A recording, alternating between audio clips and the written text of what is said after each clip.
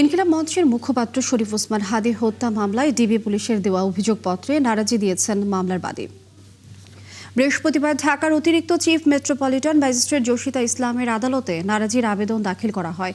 এ মামলার বাদী ইনকিলাব মঞ্চের সদস্য সচিব আব্দুল্লাহ আল জাবের। মামলার তদন্ত কর্মকর্তা ডিবির পরিদর্শক ফয়সাল আহমেদ গত ৬ জানুয়ারি ১৭ জনের বিরুদ্ধে আদালতে অভিযোগপত্র দেন।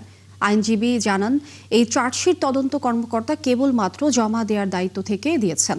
এখানে মূল হত্যার পরিকল্পনাকারীদের সঙ্গে হত্যাকারী শুটারদের কি সম্পর্ক তা উল্লেখ করা হয়নি। তিনি আরও জানান, ফ্যাসিবাদ আধিপত্যবাদের বিরুদ্ধে আর কোনো কণ্ঠ যেন সোচ্চার না হয়, সেজন্যই হাদিকে পরিকল্পিতভাবে হত্যা করা হয়। যেভাবে প্রকাশ্য দিবালোকে হত্যা করা হয়েছে, এইটা কোনো স্বাভাবিক ঘটনা না। এটা অনেক বড় একটা সিগনিফিক্যান্ট ঘটনা, যেটা দিয়ে অনেক বড় কিছু মিন করানোর চেষ্টা করা হয়েছে। হাদিকে যারা হত্যা করেছে তারা চাইলে হাদিকে অন্ধকারে বাসায় বা যে কোনো জায়গায় সকলের অজ্ঞাতে হত্যা করতে পারত। কেন প্রকাশ্য দিবালোকে হত্যা করতে হলো? এইটার একটা বড় মিনিং আছে, যেই মিনিংয়ের কোনো জবাব এই চার্জশিটে নাই।